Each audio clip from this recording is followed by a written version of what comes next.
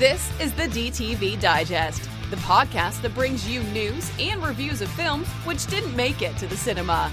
And now, here's your host, Mike Parkin. Hello everyone and welcome to the DTV Digest. I'm your host Mike Parkin and joining me tonight are Stephen Lockridge. Hello. And Amanda Robertson. Hi. I got it right first time. Brilliant. There's been other times when I've called Steve Rich and all this sort of stuff. It's horrible. Right. Cool. Right. So this week we've got a whole bunch of films to discuss. We're going to kick off with Rebel Wilson in Bride Hard. Then we've got a film called Shark Island and The Naughty List of Mr. Scrooge. After that is a Serbian film called M Beyond the Wasteland. Then we have a bit of a bone tickler called Bone Lake, Nazi Super Soldier, and Director's Cut. And then later on, Will Bentley and I will be discussing a film called A Desert. Our short shot is Full Moon Glory Hole. And our DTV throwback this week is a Stephen Chow film called From Beijing with Love. So without further ado, let's crack on.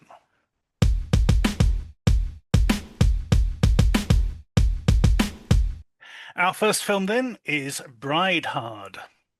When a mercenary group takes a lavish wedding hostage, they have no idea that what they are in for, as the maid of honor, is actually a secret agent ready to rain hellfire upon anyone who would ruin her best friend's wedding. It's interesting, Amanda, because that doesn't happen until like 40 minutes into the film. Yeah, that beginning bit where she's like the agent, I don't think you needed it. I think it could have just went straight to the wedding bit. Exactly, because it gives the game away as far as we're concerned, doesn't it? Yeah, which is a bit of a shame. I mean, you know, I do like Rebel Wilson and her banter and everything. I think she is quite funny, and you know, she looks you know, in incredible shape here. You know, she's obviously done a lot of work for the film. It's directed by Simon West, I believe, who's no stranger to action either. I think he did Con Air. And we got Stephen Dorff as the leader of the you know, the bad guys.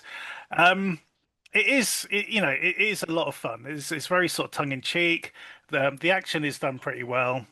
I didn't have any real complaints about it, but it is the sort of film that you would expect to turn up on Amazon Prime any day now. Yeah, it gives that vibe. It's entertaining. Didn't hate it. Probably wouldn't watch it again because it would just pop up and stream and then disappear. But I had a good time. Yeah, the action is, like you said, it's really quite solid. Some of it is a bit ridiculous. It sort of goes between silly and grounded, but it's a lot of fun, and I like the relationship between her and Anna Camp. Yeah, exactly, and that opening montage as well of them as little kids, you know, and you see that sort of closeness and the fact that, you know, one of them has to move away. That was actually quite sweet, and the fact that, you know, she's kept the necklace and all that sort of stuff. Yeah, all that I thought was great.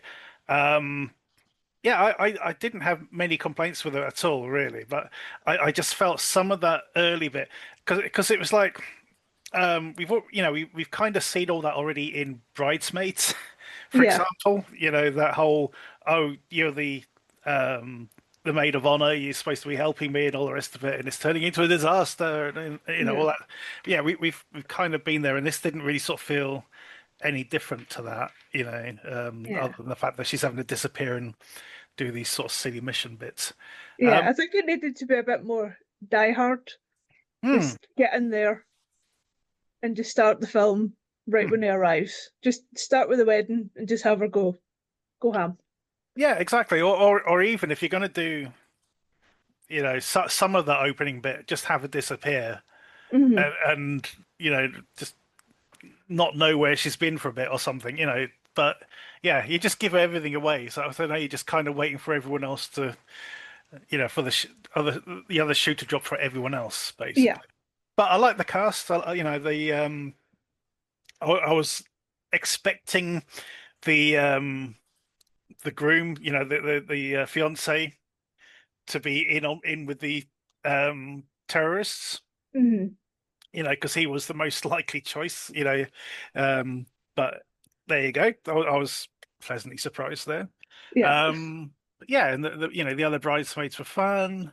I liked her. The bride's dad. I thought he was quite a decent character and all that. So yeah, it's a fun time for sure. But Mhm. as you say, is it something? It's not something I'm going to own on DVD and want to pull out to watch again. Unfortunately, it is something. My family watched Playdate last weekend on Amazon, which is that Mhm. particular sort of blueprint of what I call an Amazon action movie. It follows those sort of beats, and this is exactly the same sort of thing. To be honest, you know. But Yeah, it so, did give that streaming action movie. hmm, They gave them a bunch of money to have a bit of fun, and then exactly, nobody yeah. really cares. A few decent locations, and yeah, a bit of action. Decent few sort of one-liners, good character actors. Yeah, bish bosh, and you're Yeah. done. It's a sort of thing. And I got no real complaints, but yeah, it's benign, right? Okay, so what are you going to score it?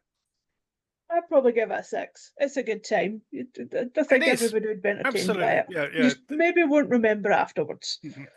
Exactly. If it turns up on Amazon, it's the one with Rebel Wilson in it, basically, is what it boils Yeah. down to. But yeah, it's fun. So there you go. Yeah, I'm also going to score it a 6. So 2 6s for Bride Hard. Go check it out.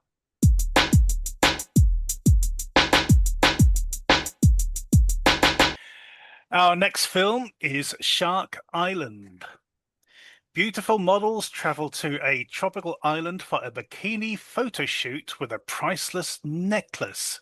But a killer is loose on the remote island, and the only way out is through shark-infested waters. So, Steve, another episode, another shark movie, Mm. basically. But I kind of like what they did with the shark stuff in this one. In that they used it as the backdrop for their photo shoot. Yeah. It's America's Next Top Model with a shark. For part of this. Yeah, I used to be a fan. Oh, it's true. Yeah, you got Tyra Tyra Banks Banks. Yeah. teaching you how to smize, yeah, all that sort of stuff. Um, but you get it. Oh God, it's a weird mess, though, isn't it? This one. Yeah, it's not good. The acting is terrible from everyone, especially is it the drunken Russian boyfriend at the beginning? Oh, Oh, absolutely awful. I mean, right. You look at the synopsis, you look at the title, you know what you're getting, hmm. but yeah, it is pretty poor. I mean, I don't think there's a death until 60 minutes in, and it's Hmm. only on for 80, So I know you got to build your character up, but an hour, that's a bit too much, you know what I mean? And the shark, I mean, basically, there's a fin in the water and some stock film of a shark swimming around. That's it. But look. Okay, You know, so credit to them. They managed to keep that fin upright. yeah, You know, yeah, they that fin was there. they managed to make the fin look like it was on a shark and And visible, moving through yeah. and visible through the water, which is better than some Yeah, asylum films I've seen.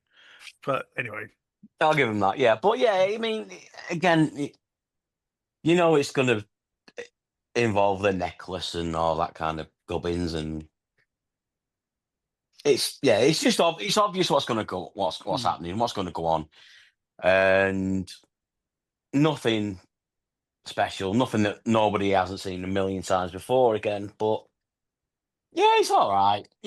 Like maybe if you had like 5 beers and a pizza on a Friday night, it might be all right. But You find yourself fast forwarding through a lot of that. Well, I didn't do that, but No, I that's all right. can't do that. I can't do that, me. No. I know some people do it, but no, I can't. I've got to watch it. But yeah, it was all right. It wasn't great. So Amanda, there's a Yeah. $20 million necklace hanging around, and you just give it to a bunch of models to take on the water with sharks. Oh yeah, that seems safe. Same Great sense. idea. Mm. Yeah, with minimum sort of protection, basically. Yeah. Some drunken guy to be your eyes and ears for looking after it, and he And promises some- to get it back on Monday. Yeah. Yeah, some Yep. photographer. Also, I don't understand what was going on with the guy from Streets of Fire. He was sort of there. Michael Paré, yeah, Yeah. Mm. in a weird wig. Yeah, I didn't even recognize him till right at the I end of didn't. the film. I didn't recognise him. I've just seen it on IMDb now. Yeah, Yeah, it popped up at the start and then he popped up at the end. I'm like, oh, okay. right at the end. Yeah, it's like Yeah. he stumbled in from a different movie. Yeah. Oh, I thought this is the beach they're shooting the one with the serial killer. Oh, okay. Yeah, no, it's a weird mess, basically. But yeah, I think we'll leave it at that. It's a curiosity factor is reasonably high on this one. It's a conspiracy surrounding trying to steal a necklace, and it got some, I don't know, covert operatives on the island hiding out or Yeah. something, and and sharks in the water and all this sort of stuff. It's a bit of a mess. Not really explained at all what was going on. Okay, scores on the doors. Amanda, I'll probably give it a 4. 4, and Yeah. Steve. Yeah. I'd say a 4 as well. Yeah. Interestingly, though, this might not be the lowest scoring film of the episode. But yeah, I'll join it on a 4. So 3 4s for Shark Island. If you like shark movies, you're one of those sort of completist types, go check it out.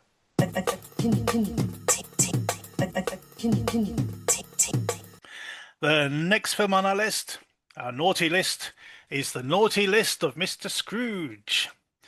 Former college friends reunite 10 years after a tragedy during a production of A Christmas Carol. Gathering at a winter chalet, they are stalked and killed one by someone dressed as a terrifying Ebenezer Scrooge. Now, Amanda, when we went through this list the other week, we both looked at this and went, oh, God. That is the worst sounding title I've heard for a while, and I thought someone is scraping the bottom of the barrel, and then kept going to come up with some sort of concept around A Christmas Carol. But having said that, having watched the film, I didn't mind it overall. Clearly, the people who wrote it, whoever wrote it, hadn't actually seen A Christmas Carol. To try and link some sort of list of naughtiness to Ebenezer Scrooge, he was just a Scrooge. He didn't kick grudges as such. That was Bob Cratchit's area of expertise. That was he was the muscle. But there you go. Yeah, but this is your typical standard location. Who done it? The masked killer's in the house. People are unaware that people are dying for the first half of the film, and then they sort of scurrying around trying to figure out who it is for the second half of the film. We've seen it all done before, but it's done reasonably well. I mean, I think it was pretty obvious who the killer was. Yeah. Yeah. What did you make of it, Steve? Yeah, it was it was all right. Pretty obvious who the killer is, but I thought it was actually.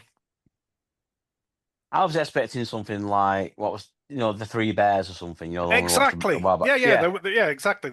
That horrible Goldilocks and Three Bears nonsense. Yeah, but give it its due. It's actually got a bit of money in it. Production values are quite good. The makeup's pretty decent. I actually enjoyed it. I Yeah. mean, it's not great. Don't get me wrong, but there's a bit of fun to have in there. And even though it is obvious who the killer is, but I thought it was quite done quite well. How you can't leave, because of this black ice everywhere. You won't be able to leave, and Yeah. whatever, as it always is. There's always something, isn't there? Mm. But yeah, it was okay. I mean, it was a bit over elaborate with the gifts, and then they all Yeah. start explaining how they're all Yeah. they're all tied into the suicide or whatever, and blah blah blah. But to be fair, I've seen it done worse. Oh, exactly. Especially Yeah. things like that. Yeah. Mm. Yeah, and that sort of gave the film a bit of depth, actually. Sort of because each of them started then eking out details about what had happened, and who had slept with who and everything, and how that had all Yeah. tied in. Yeah, yeah, exactly. Amanda, what did you make of it? Yeah, I mean, it was a simple enough premise. Pick a Christmassy thing, have them murder people. I think it just got a bit convoluted, and I just don't think any of the people were likable. So I spent a wee bit too much time with them. It's like, oh, get rid of these people as fast as possible. But yeah, it wasn't awful. Again, it's been done worse. Yeah. That'll be our quote for the DVD cover. It's been done worse. But to everyone who sees this or comes across this and sees that title, it's not as bad as you're picturing in your head at all. Think of something like, I don't know, bodies, or count. I know what you did last summer. That sort of thing is kind of what it's going for, but with a Christmas setting. So there we go. Scores on the doors, Amanda. I'll probably give it a 5. Mm-hmm.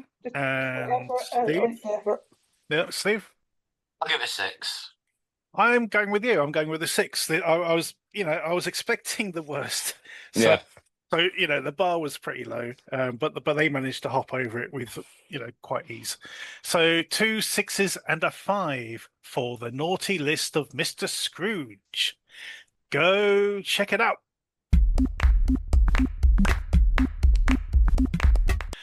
Next up is M Beyond the Wasteland. The world has been ravaged by a pandemic.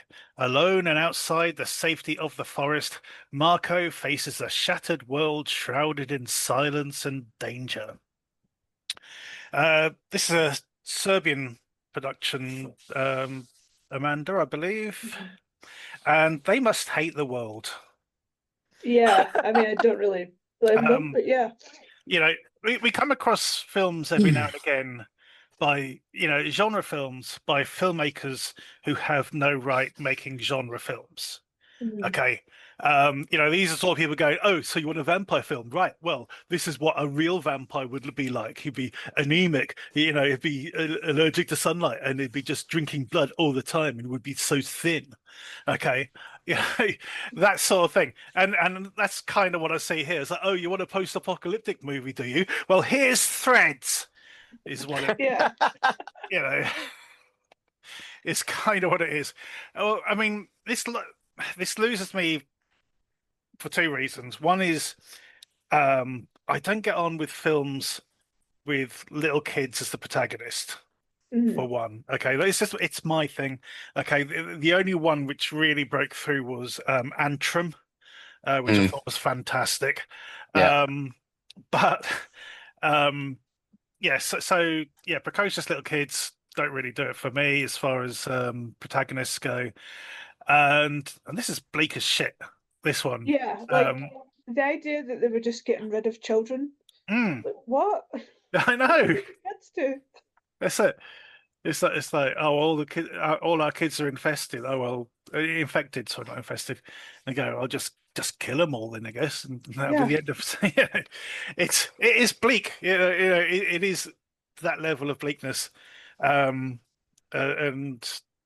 yeah, there's two kids in this, and yeah, not everyone makes it. Is basically, and even at the ending as well. It takes like a split second before the end, and you think it's going for the worst ending possible. Literally, Yeah. you really do think that. It is just that tiny glimmer at the end that they give you. It's like, fine, okay, here, it's a scrap of a happy ending. Yeah, Yeah, yeah. I wonder if that was maybe changed in the in the It's edit. it's quite possible. Test audience or something. One of the producers went, bit Yeah, maybe bleak, not that. yeah, bit bleak, mate. That's a bit much. Let's wind it back a bit. Yeah. I do actually want people to watch this. So it's well shot. I'll give it that. It has quite a decent look to it. Yeah, there's like Uh, a real kind of ethereal feel to it. It mhm. looks like it was all filmed in like natural light, which is hard. Hmm. And I mean, it looks very like a tangible post-apocalyptic world. Yeah. But yeah, it's just a shame that it was so dark, especially Yeah. when it was being about kids. Because you see kids and Yeah. you think hope, Mm. and yeah, And this is like, no, we're shooting them yeah, all. yeah. No, we're getting rid of them. Yeah, it's bad. But on that note, though, how are you going to score it? I'd probably give it maybe a 6. It is nice looking. The acting's good, Hmm. but yeah, maybe put something Yeah. happy on afterwards. Yeah. Yeah. From a technical standpoint, it's decent. I can't fault the acting or anything. It's just not my personal cup of tea. But precocious kids in as a protagonist. Um, but I will join you on a 6, because I can see the merit of it. Even though Mhm. it's if you like the road, if you thought the road was a good time, Yeah, maybe you probably this be may like be this for one. you. Yeah. Yeah, but there you go. Okay, 2 6s then for M Beyond the Wasteland. Go check it out. Next up is Bone Lake. A couple's vacation at a secluded estate is upended when they are forced to share the mansion with a mysterious couple. A dream getaway spirals into a nightmarish maze of sex, lies, and manipulation, triggering a battle for survival. Rich and I saw this one at Mayhem. We both really enjoyed it. Um, it's it's an interesting one because you don't know which way it's going to go at first. It's what's really sort of going on, and eventually you sort of get clues. Um, it's very weird, very sexy at times, and then it sort of ends in a bloodbath. Basically, it really doesn't hold back when things go seriously wrong at the end, which is all very fun. Steve, what did you make of Bone Lake? Yep, I really enjoyed this. I was looking forward to it because I've seen a few trailers and a few reviews earlier on in the year Mm, when it was released in the States. And yeah, I just thought it was like it sounds weird, but like a really grown up thriller, if you know what I mean. yeah. It's not like kids getting fucked up in a house and then, it all goes wrong type of thing. It's actually, there's something behind it. There's a bit of oomph behind it, a bit more subdued and a bit more psychological in a way. Hmm. It is quite a slow burn, really. It does take but it needs that, I Yeah. think. And the ending I thought was really good. The twist I didn't see coming, I'll be honest, Mm, in this one, which something I normally kind of do. Yeah, but I just thought the themes on it, were really good. Like the power playing between the couples and playing them off each other, separating them and mm. implanting little seeds of doubt and stuff like that. And I just thought it came across as really well done and natural in a way until it shits the fan, basically. Yeah. But yeah, no, I really enjoyed this. It is a lot of fun. Yeah, sort of watching, watching this, their marriage sort of just disintegrating before your eyes, kind of thing. Because of this external couple, as you say, chipping away at them. And I was just thinking, um, it must be different for them each time when other couples come in, to rent a place and all this sort of stuff. And it's like, you can kind of see the appeal to them, as to why to continue doing it. Yeah. It's also it's the only film I've ever seen where someone gets crossbowed to the genitals Oh Jesus, yeah. in the opening scene. Yeah. Just to sort of let you know. I mean, I said earlier, oh, you're not sure what's going on at the beginning, but yeah, the opening scene, with the previous guests, I guess. Yeah, the crossbow to the nuts is pretty Yeah. nasty. Amanda, what did you make of Bone Lake? Yeah, same. I really enjoyed it. I had a good time. It was a little on the nose, with all of it. I think there was even a song at one point that's just screaming sex. Yeah. Oh God. Yeah. Yes. Yeah. Oh no. Sex. Was it sex or was it Sex and fuck? violence. Yeah. Sex and violence, was it? Yeah, that's it. Sex and Yeah. violence. That was great. I love that sequence. Yeah. Yeah. There's some good visual stuff going on. There was one bit where he was like hitting the lock and the camera was like shifting, like turning as he was doing moving the lock, and then I really like the sound design. It was like really uncomfortable, which I think added to it. Yeah. The nice setting as well. Like that house is Oh God, that stunning. house. Yeah. Yeah. Bastards. It's the sort of thing Yeah. that would turn up on a maze, But there you go. Yeah, one of the sort of little details I liked is when the girl's sort of seducing the husband, and she's like, "Oh, I can't find my glasses. I've lost my contacts. I can't, I'm looking for my glasses," which is why he's in the thing. And then later on, his wife finds the glasses, and of course they're just like clear lenses. They haven't got, they're just like clear glass kind of thing. Yeah. So Yeah. yeah. But that was her clue. What was that it was all just a sham. Yeah. No, good fun. Yeah, a lot of fun, and it does keep you guessing. It's like, have they sort of broken them or not? Have they sort of fully seduced them into betraying their marriage? Kept you guessing. It was good fun. Yeah, and all the violence at the end was great. Scores on the doors. Steve. I'll give it an 8. Mm-hmm. And Amanda. I'd probably give it a 7. It was a good time. It's a good time. Yeah, I'm with you on a 7. So 2 7s and an 8 for Bone Lake. Go check it out. Next on our list is Nazi Super Soldier. Searching for an adventurous story in the woods, a group of journalism students awaken a superhuman being from its lost cryo chamber. A long night of manhunting and desperation ensues. They could have worded that a bit better, but there you go. Yeah. Now, guys, are you aware of a German series of films shot on video called Violent Shit? No. No. No. Yeah, it was. I think they were made sort of during the 90s, maybe. But basically, shot for the German market. Some guy in a weird mask living in the woods. People keep bothering him, so he keeps chopping them up. In very, very, very gory ways, from what I understand. I haven't actually seen any of them, just aware of them. But I was very much reminded of those films when watching this. This is amateur hour, Amanda.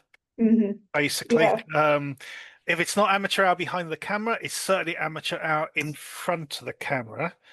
I think the people behind the camera seem to know what they're doing, but they've got no money, basically. Yeah. Or all the money they do have, they're saving for the gore effects. It's like, Yeah, I think they used it on the opening, yeah, and basically. that was it. That's basically. Oh yeah, the Nazi costumes and shit they had at the beginning, Yeah. all that. Yeah, and then but so there are some attempts at being interesting in this, in that our protagonist is a he's a PhD student in journalism, and he's about to sort of give his thesis, and his thesis is about Nazi war criminals, or rather the descendants of Nazi war criminals. And he gets threatened by these families, basically, doesn't he? At a certain point early on, they come over and going, "You better not bloody tell anyone. We don't want to see anything about our family in print and all this sort of stuff." That sort of mostly goes out the window. Or this gang do turn up to sort of do him in, but obviously there's a Nazi super soldier waiting for them. But there was at least an attempt.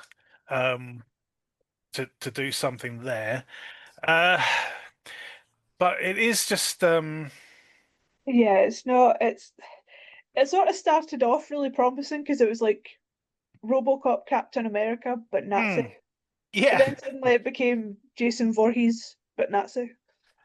Well, Yeah.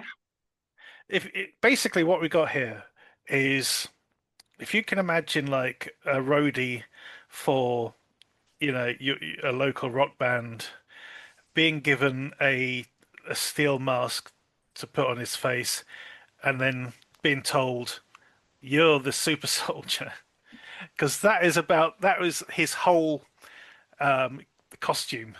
Yeah. That was it. It was just a big guy wearing a mask, in a black t-shirt and jeans, is what it basically boiled down to. And I suppose within the confines, they did have a decent location as well. They did have this sort of bunker bit, which is fine. They spent way too long in the forest beforehand. I was starting to think that they're making Blair Witch look good at that point. Yeah, they couldn't see anything. They were just sort of wandering around in the dark, waiting for this guy to appear. Also, why was everybody speaking English? Were they? Yeah, had it been dubbed into English, or were they? I don't know. I think it had been shot in English, yeah, which is weird. Yeah, For a German film, but yeah, it's a German film. It's okay to be in German. yeah, exactly, yeah. But the funniest bit for me was, they think they've killed it and all the rest of it. So the guy basically, they go home, but then it turns up again, and it's like, he's walking into the city.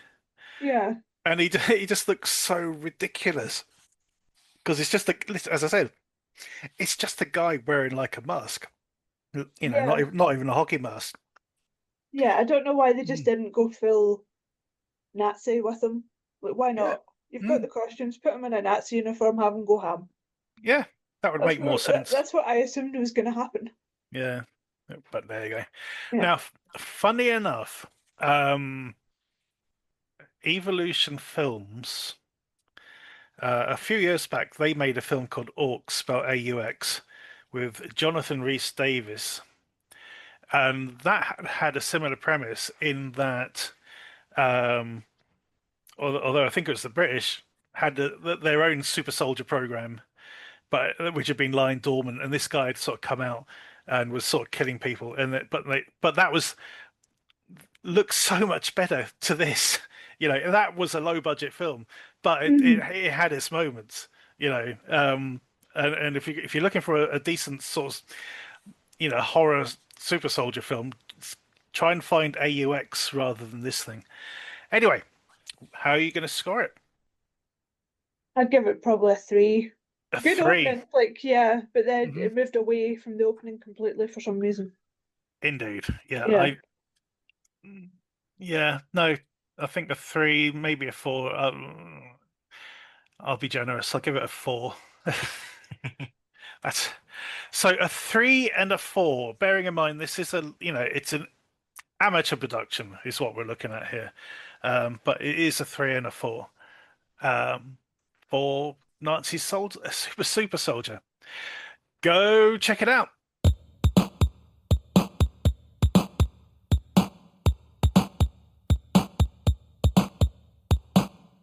Our next film is Director's Cut. Still grieving the loss of one of their own, a death metal band called Suicide Disease agreed to let an unknown director make their first music video. Arriving at an abandoned mansion deep in some Pennsylvanian woods, the band soon come to realize that this, their first video, might also be their last testament. I wrote that. I wrote that because IMDb called them a punk band.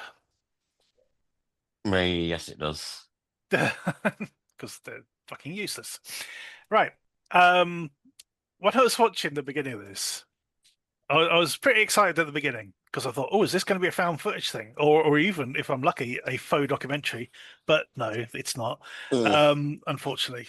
But the opening bit, you're both familiar with Bill and Ted's Excellent Adventure. Of course. Yeah.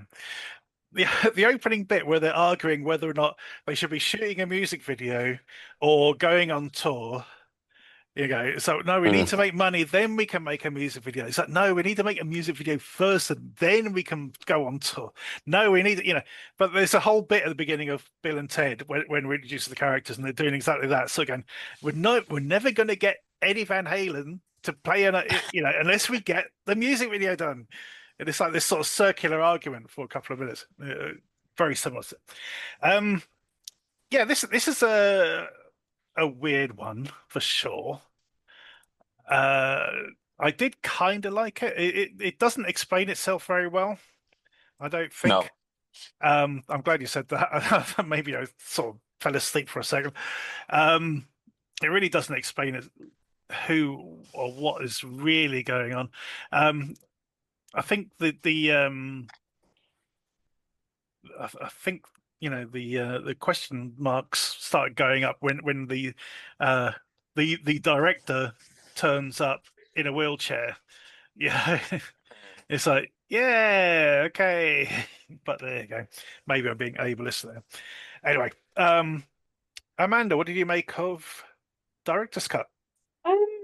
Weirdly, everybody in the band looks like they're in a different genre of band. Yeah.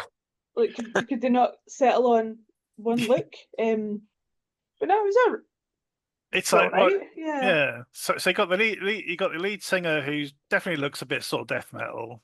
Yeah. And then they got the black lesbian bass player.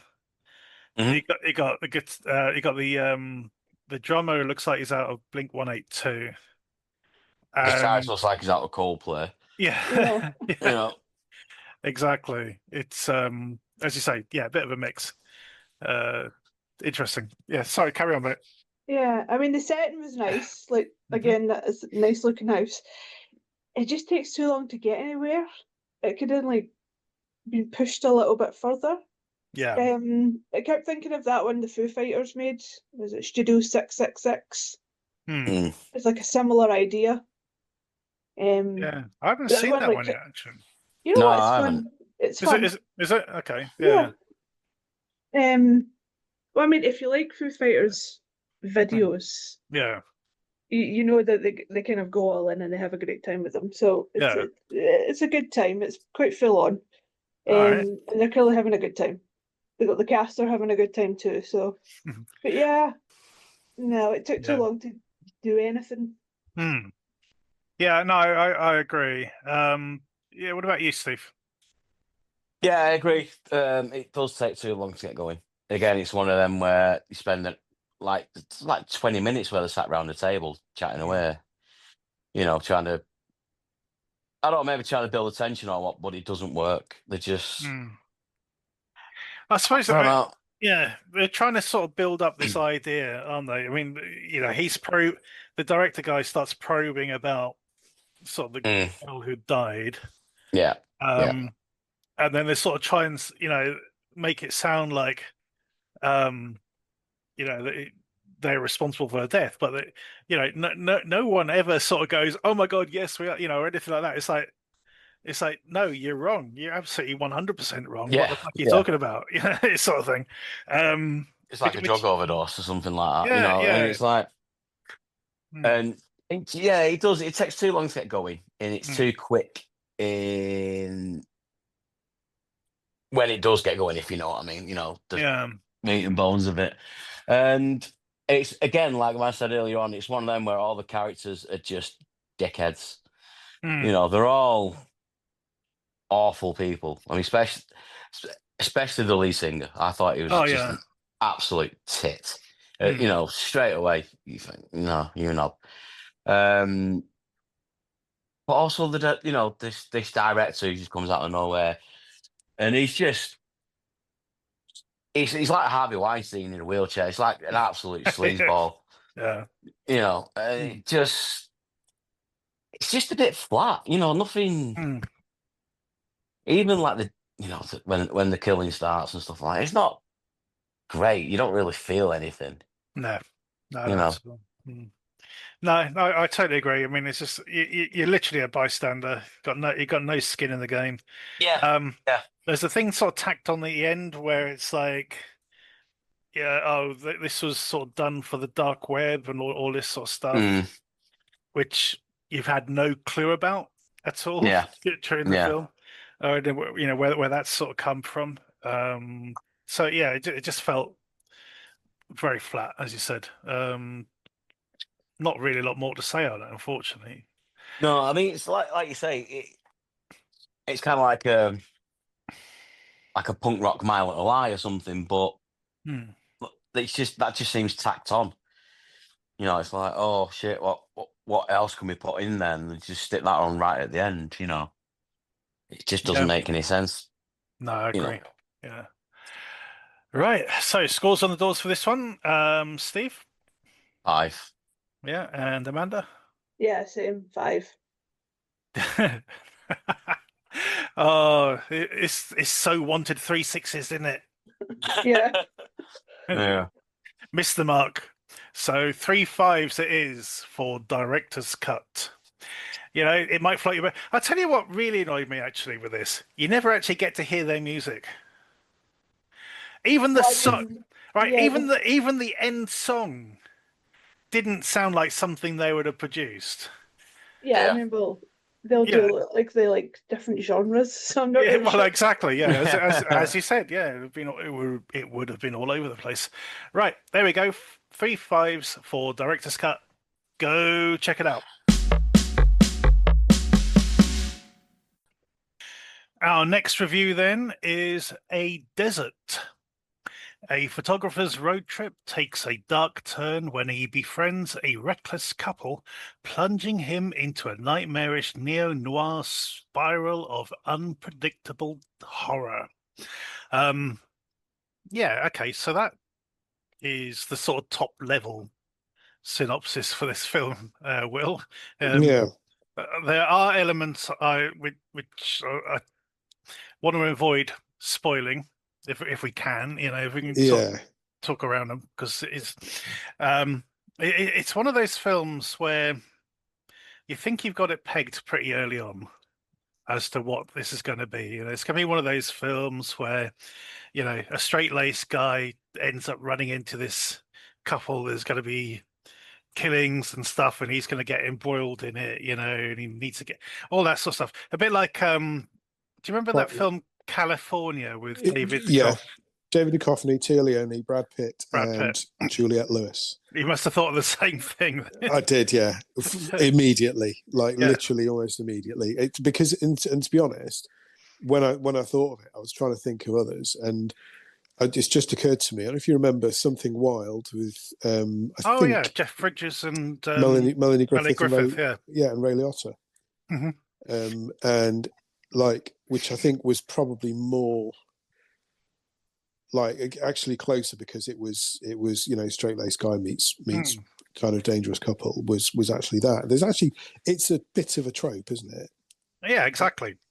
But this then sort of throws a huge spanner in the works at a certain point, and it goes off in a completely different tangent, which I was well impressed with.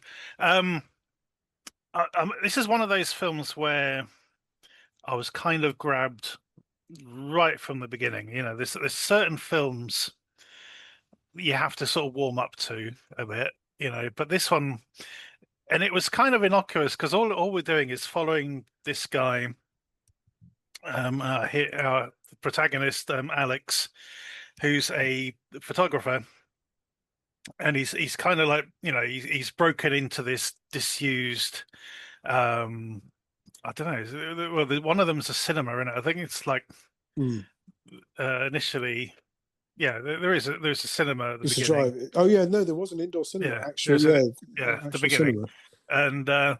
and he's using pretty archaic equipment, like his camera is using like plates, isn't it? It's really quite old fashioned sort of style camera.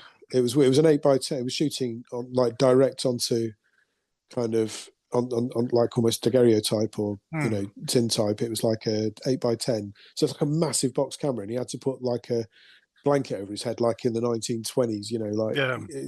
When they hold up that looks like a window squeegee. That's got like that's right, yeah. gunpowder on it for a flash. Like well, the modern the modern equivalent of that. I mean, it was but the whole thing of him sort of walking around that particular building and everything, it was just so well shot and so well lit. You just got the impression, go right. Oh, we're with professionals. Yeah, so, we're with people who actually know what they're doing for once. Sort of seasoned. Which fit because this guy he's a professional photographer. Alec, our main character played by Kai Lennox. So the film needs to express that in itself. I think it's going to be. I think it has to have a certain standard for that to work. So we get this quite a lengthy sequence at the beginning with no dialogue because he's on his own. He's not one of these people who talks himself or anything, and just taking photographs of sort of weird places and that, and it's great. Really interesting. I think you're right. It's like the art. The kind of the screen artistry of it is a big part of this, and like I think, to be honest, like it's a really quite beautiful film, not in a kind of sort of classical, not like Venice in Don't Look Now or something. It's like it's not beautiful, but it's that beauty of a ghostly Midwest, like of abandoned buildings and kind of encroaching dunes and stuff. Like there is like spectacular beauty there, and the director and cinematographer have really enjoyed themselves bringing that onto the screen. Like there's like think Paris, Texas kind of beauty, really, like that sort of thing. And I think people watching this need to be patient because there is a lot of drawn out, like the way it's shot, the timing of it's quite drawn out for that reason. Yeah, there's I've been saying for the last couple of weeks that there's certain films that we've covered which are sort of post-apocalyptic kind of films, and I've sort of rather sort of snarkily said, well, I guess they didn't have to dress that set very much to sort of show the the desolation and the decay kind of thing, because there's so much of it in America already. And this sort of it compounds on that. Because and because that's what he's seeking out. Our protagonist is seeking out these sort of desolate areas to sort of capture on the film. Because there was an abandoned military base. Now those places are spooky because they're like weird towns where even when they're kind of operational, there's something not quite fully there about them because they're built quickly. They don't grow organically like towns do. But when they're empty and they're covered in graffiti and the roads have got weeds growing through them, they just look like what the hell is this? It's like some kind of, it is like the set. Everyone immediately thinks that's the set from The Walking Dead. Exactly. Yeah, didn't have to dress a set at all. It was just, it's there. And then as I said, the film then twists and it becomes more of a detective story. Almost we're sort of like retracing our footsteps a bit. There's one particular sequence. It's another trope I really like, which is when a camera captures an image that the photographer didn't see, until he develops the picture. And there's a bit where this detective takes a photograph of like this darkened hallway, and it's not until he's back in his motel room examining it and he can brighten it, and he realizes that there's actually someone stood at the back of the room. I love I love shit like that. It's really, really good. It's quite Blade Runner, isn't it? I mean, it's like when he's examining the photo on his little computer in that famous shot from the original Blade. It's just like, and everyone can do it now on their laptop. So. Yeah. But what was it? The girl with the dragon tattoo also has a scene very much like that. But also, you get like in sort of supernatural films, it happens a lot. Where they'll see a figure in the background of a picture or something, which shouldn't be there. But it's really, really good. The second half of this film is even though we're sort of visiting the same locations and that, it has a very different feel to it. Because we've got somebody else sort of driving the narrative now. But it does sort of lead up to this pretty horrific ending, which it sort of captures something along the lines of Texas Chainsaw Massacre in that sort of final sort of confrontation. It's sort of very raw and sort of terrifying. So the situation that develops. Yeah, I mean, what was that? I mean, there were so many. To be honest with you, like you said at the start of this review, we to go into any detail at all about what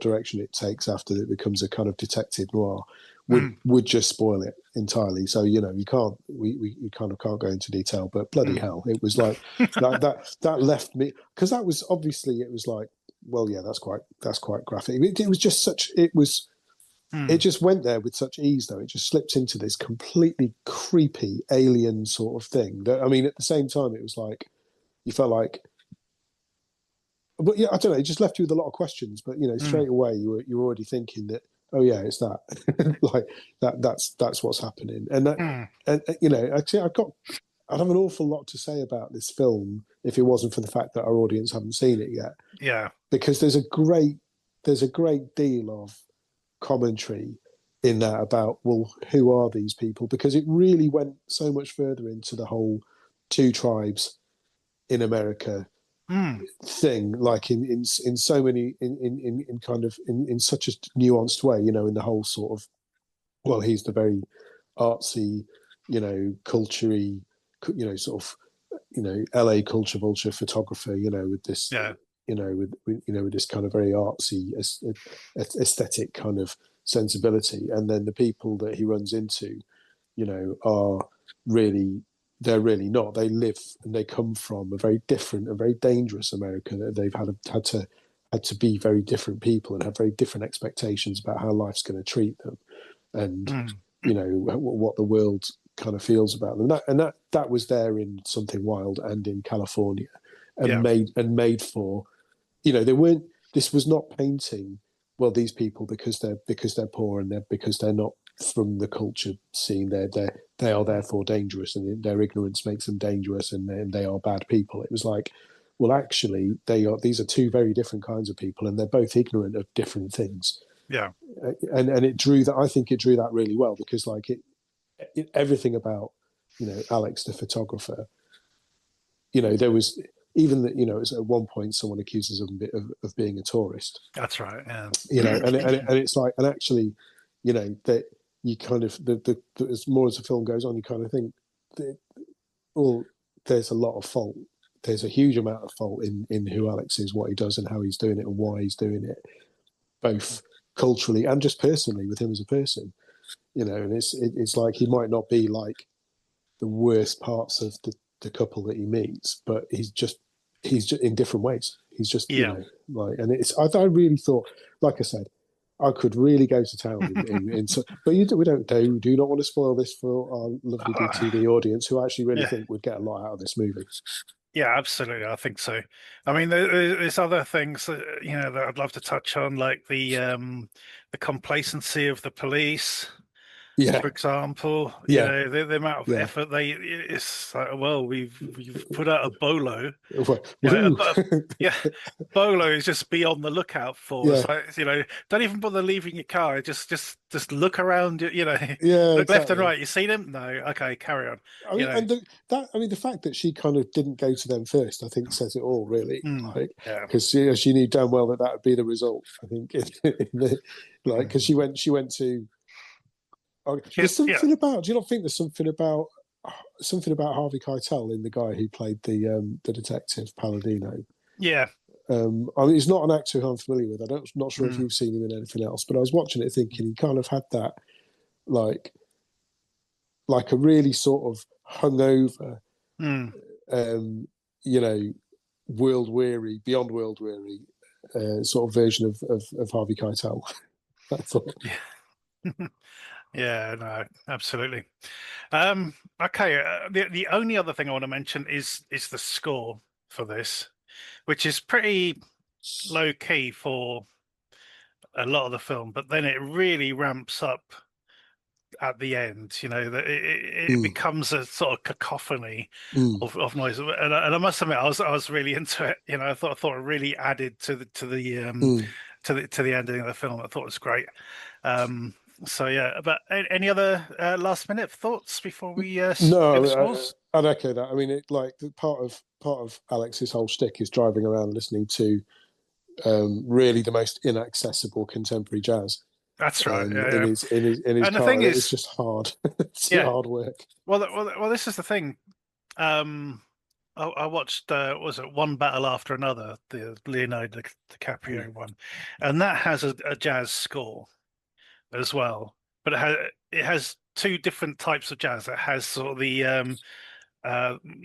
improv kind of wild and crashing style. Freeform stuff. Yeah. And then you had the sort of more funky style, with lots of bass and everything.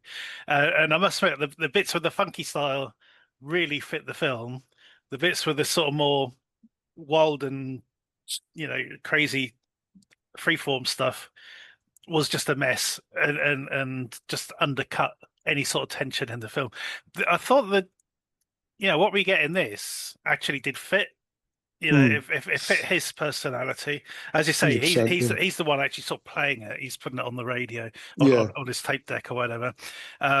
But yeah, that eventually sort of like subsides, and then we get the an actual sort of score as the film develops, and it becomes and the score fit the. I mean, the score was, like you say, pretty spare. It was tones that fit the desert and the kind of ghost town Midwest stuff that they were, the places where they were. The score was really lovely, and I think his jazz basically just maybe that was the point. It was imposing him and his sensibilities and his viewpoint on everywhere he went.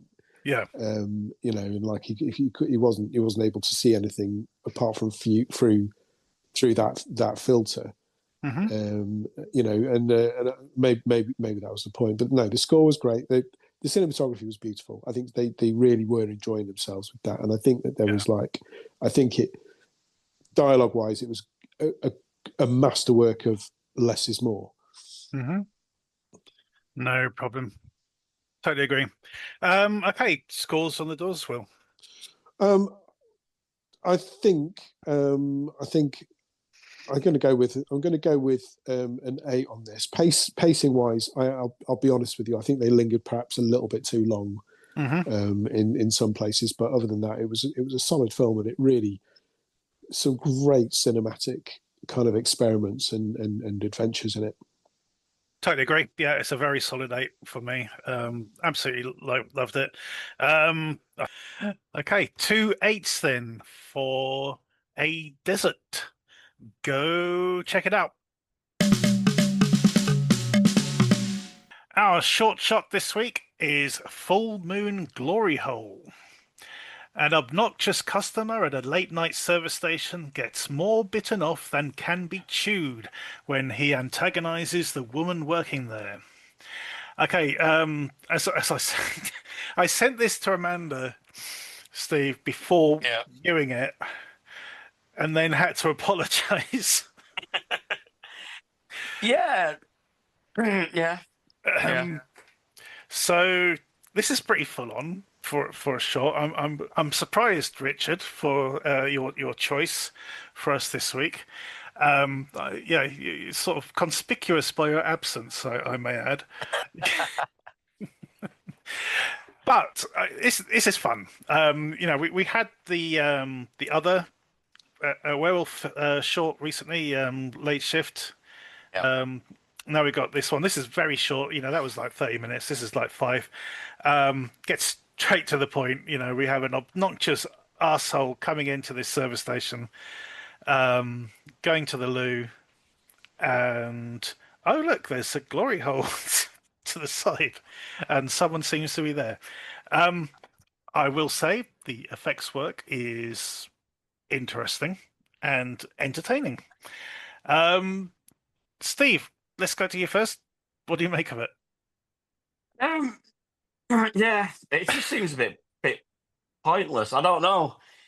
It's literally it's a gag, isn't it? That's basically it's too short to have any real substance to it. It's just a gag. Yeah. He goes in, acts like a dick, goes in the toilet, sticks his dick in a glory hole and gets it bitten off. And that's it. Yeah, that is it. And it's the girl's the werewolf. Okay, fair enough.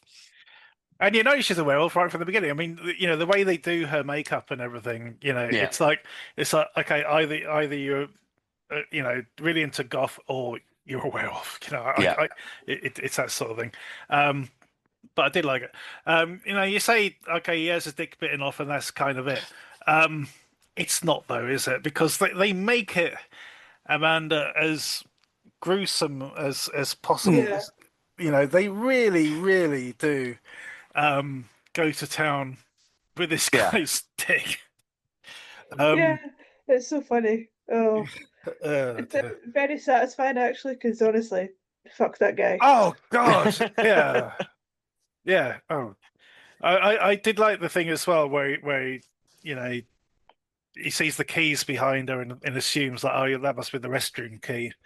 It's like no, actually, that's a collection of vehicles from all the scum that she's been playing with, But yeah, it's fun, but you need to be warned. You're going to see someone get his dick ripped off. Yeah, and you see not only that, you see the dick going in the hole. Which I was very surprised at. I was surprised how strong, that whole bit was. It's not sexual in a way because the environment that he's in is just like the sleaziest, horrible place. Not kink shaming or anything, but it's not the sort of place I would want to engage in anything of that nature. It looks like a toilet in Manchester. Put it that way. It's fucking hanging. It's weird. I was at Leeds Film Festival last week and I saw a film called Flush. It's a French film that also involves a toilet and a glory hole at one point. So I'm kind of worried about what I'm going to find next weekend. I'd have put a note to Richard say, look, no glory holes for next week, please. Right, we don't score the shots, but we do we recommend you check them out. We really do. This is a lot of fun. We're just saying, be careful where you watch it. Not safe for work. It's definitely not safe for work. This one. Phew, go check it out.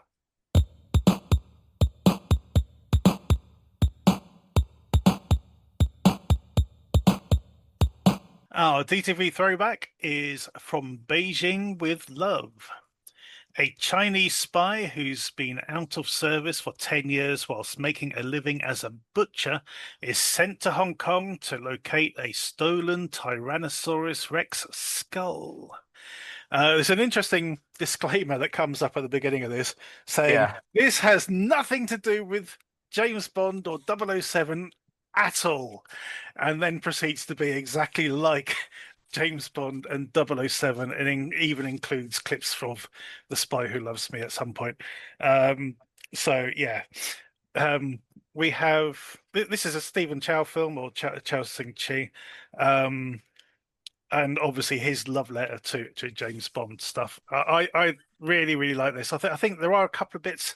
It's been years since I've seen it, and I'm surprised how good the jokes still are. Some of the gags and things really work for me. There are some slow bits where everything just sort of kinds and grinds to a halt for a bit, but I did like it a lot. So let's go with Steve. Had you seen much of Stephen Chow's work? No, I've heard of him. Obviously, like is it Shaolin Soccer and Yeah. there's another one. Kung Fu Hustle is the one that Yeah, most people. that's it. Yeah. Yeah, that's the one. But I've never seen them. Be honest, I wasn't mad on it. It was just don't know. It was kind of like not silly enough for a parody in my eyes. You know, the stupid bits, but I didn't find it that funny. I'll be honest. I mean, and like you said, sometimes it grinds to a halt. You know, like when he's checking into his hotel room, or when he's with the woman and they're talking about the weapons and stuff, and she shoots herself twice in the shoulder, and I don't know, that just seemed too dragged out, and just seemed too long. But like you said, when it came up at the beginning and said this is no way James Bond, and then the music starts and you've got a baddie who's got a golden gun, and I'm like, hang on a minute. then it clicked. Obviously, the second the piss, and it is, I suppose, a parody and that. Yeah, it's okay. It's not silly enough in a way for me. Interesting. Amanda, had you seen much of Stephen Chow before this? Yeah, I've seen a few of them. He's sort of so-so with me. I can be funny with comedy. Yeah. What's the one that he did? He had the Garfield mask. Love on Delivery. Yeah, I like Yeah, that one. That's very It's good. yeah, the bit where he tries to fight the guys in the car park and he just keeps bouncing up. But yeah, that this one's really committed to that riffing on Bond thing, but it's still very Hong Kong. Yeah. Particularly violence-wise, the bit with the robbers shooting the dad is Yeah. probably something you wouldn't see in Bond, but you definitely see it in Hong Kong. Yeah, Sorry, exactly. yeah, that bit was like, what the fuck? Yeah. Yeah, you're right. It's like, well, there's bits which are really daft, and there's bits which is like, of the time when it was like really sort of heroic bloodshed kind of stuff, and yeah, blood squibs and everything sort of going on. Yeah. There's a couple of bits that I really like, just from sort of an action point of view. There's a scene earlier when he's trying to show sort of the female spy his skills with a knife. Oh, I love that bit. And then it just got, it just ends up sort of random spot on the wall. And then you have, the bank robbery, and then it goes back to that scene and that knife on the wall. And you realize that what it actually done is he'd stabbed a fly, with it. And you suddenly realize that, oh, fuck, he actually is really good with a knife, sort of thing. Yeah. It's brilliant. That is a brilliant little moment. I like a lot of the silly jokes. I've seen quite a few of his films. I haven't seen all of them. Ironically, the Kung Fu Hustle is probably my least favorite. It has one amazing bit in it to do with a couple of snakes, but I don't know. The rest of it I didn't really sort of get on with. But this I did like because it was quite accessible because James Bond kind of thing. Some of the humor is just totally stupid. It really is. There are some funny sight gags. There's a bit at the beginning with the all the trucks arriving in this secret place. But if you look, I think the subtitles actually do tell you it's like what's written on the side of each truck is like Chinese Viagra. Things like that. The guy's name is Ling Ling Chat, which is supposed to sound like 007, 007, actually translates as something like guy covered in paint. But you know, weird shit like that. The bit with the when he checks into the hotel, it's like, oh no, you've checked into the motel, Yeah. and it goes down, and he got this sort of transvestite sort of concierge, and he's like, oh, do you want a prostitute? He goes, yeah, and he just immediately gets on his knees, which is, I think it's funny. Yeah, it has its moments. This one, I think. Oh, the other bit I thought it works really well is, you know, when he's put into the firing line towards the end. Yeah, firing he's- squad. Yeah. And he's like, you know, everything he tries, like somebody else is trying even harder, and he's just like looking at them in disbelief. I thought that was, yeah, his reaction shots are really, really good. Yeah, I like it. I like some of his other ones. I've got quite a few, like God of Cookery, God, what's it called? God of Comedy, King of Comedy, I think is the other one, and the Fight Back to School series. So yeah, I do like his stuff a lot. I would love to see him, you know, and do something like that again. But anyway, okay. Anything else on this one? No, I mean it's a good time. It's very 90s. Yes, Yeah. absolutely, and it looks pretty decent as well. I used to have this on VHS ages ago. I had a pirate copy on VHS basically because that's all you could get back in the day. But I have got it on DVD, and I haven't actually checked the quality of it for quite a while. But this is on Amazon Prime at the moment, and they've done a pretty decent job. This, you know, looks great. It looks like it's in HD, you know, full widescreen. But it looks like, you know, the subtitles actually make sense as well. Yeah. So yeah. Yeah, it's definitely worth checking out if you're, you know, if you haven't really sort of, I think this is probably a good starting point for a lot of people with Stephen Chow. If you haven't already discovered Shaolin Soccer, try this because you know what James Bond is, so you know it's relatively accessible to the West, I think. Yeah, I just think, I know it sounds daft because it's different. I think it's been done better in like Austin Powers and stuff like that. Sure. You know what I mean? I think. Yeah, there's a really good French one. With, OSS night. Yeah, OSS Desjardins. Yeah. Oh, that is amazing. Yeah, Those ones are good. OSS 116. That was it. Cairo Nest of Spies, I think it's called. The first one. There's a scene in that which cracked me up where you see it in a lot of like old spy movies, like even James Bond, when they start seducing the girl, and the camera will start shifting away. You know, just the camera will just sort of drift away and it'll fade to black, kind of thing. You know, and you get this scene where they're on the bed, and the camera sort of drifts away, but then it passes a mirror, and you're looking at Daniel Dujardin quickly sort of trying to get his trousers down as quickly as possible. And the camera has to go like, oh, look at the flowers, yeah, sort of go down. It's brilliant, loved it. Yeah, you're absolutely right on that one. I haven't seen the sequels. I think one's set in Brazil. Yeah, that one's pretty fun. I think there's another one, but I've not seen that. I've not seen that one. Yeah. I do enjoy that at the end. I mean, I know it's a spoiler, but it's going to keep happening. It's always the Nazis. Yeah, that's right. Yeah, every time it's the Nazis. Doesn't matter when he is, it's the Nazis. Yeah, that's a good one. And that is the end of this week's show. So thanks to Amanda and Steve for joining me, talking about these wonderful films and not so wonderful films. Don't forget to check us out on Facebook and X and Blue Sky at the DTV Digest, where Rich will post stuff about the top 5 DVDs in the UK, also what's coming out soon, and also the short shots, where we have a whole list of excellent shorts for you to check out. So please do that as well. Other than that, thank you for listening. Tune in next time.